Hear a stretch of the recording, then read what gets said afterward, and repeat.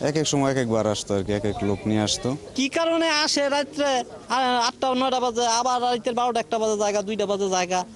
নারায়ণগঞ্জের রূপগঞ্জের সাবেক আইজিপি বেনজির আহমেদের ডুপ্লেক্স বাড়ি সিলগালা করে দিয়েছে দুদক।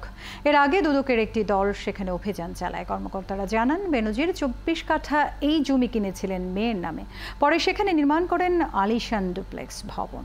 এলাকাবাসী জানান, এই বাড়ি সবসময় তাদের কাছে রহস্যময় ছিল। রিয়াজ হোসেনের তথ্য, ছবিতে প্রতিবেদন।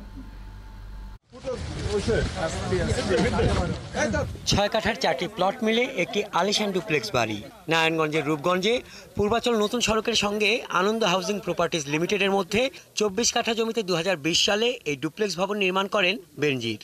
প্লটগুলো কেনা হয়েছিল তার মেয়ে ফারহিন রিশতা বিনতে বেনজিরের নামে।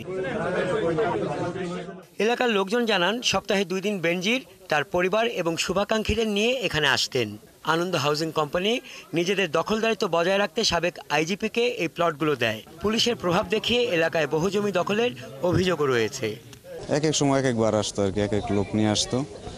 আর আপনার আসতো বিকেল টাইমে, সকালে কম আসতো, বিকেলে আসতো, রাত্রে থাইকা যাইতো। কি কারণে আসে রাত্রে 8টা 9টা বাজে, আবার রাতের 12টা 1টা বাজে জায়গা, 2টা বাজে জায়গা, এটা উনি বলতে পারবো। পুলিশ এই কোম্পানিটা যে প্রজেক্টটা তুললো, সারা যে বাইটা যে দিল, আলা প্রজেক্ট কোম্পানি দিছে না, ওনা কিনে লইছে। দুদকের উপপরিচালক এবং অতিরিক্ত জেলা প্রশাসক রাজস্ব দুজনেই বলছেন, আদালতের নির্দেশে ডুপ্লেক্স ভবন দখলে নিয়েছে জেলা প্রশাসন। ভবনটি সিলগালা করা হয়েছে। এখানে ভিতরে কি কি পাওয়া যাবে সেগুলো একটা ইনভেন্টরি করা হবে, তালিকা করা হবে, সেগুলো পরবর্তীতে আবার আদালতের সামনে উপস্থাপন করা হবে এবং টাইম টু টাইম এটা দেখভাল, ব্যবস্থাপনা এবং আদার্স যে জিনিসগুলো এটা কমিটির মাধ্যমে করা হবে এবং কমিটির মাধ্যমে এটা পরবর্তীতে জেলা প্রশাসক স্যারের মাধ্যমে আদালতের নজরে আনা হবে। রক্ষণাবেক্ষণ, ব্যবস্থাপনা এবং তদারকির জন্য জেলা প্রশাসক নারায়ণগঞ্জকে রিসিভার নিয়োগ করা হয়েছে।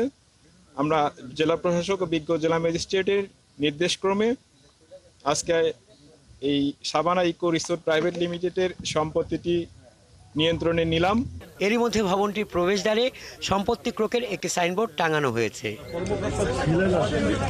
হাসান আহমেদ, ৭১।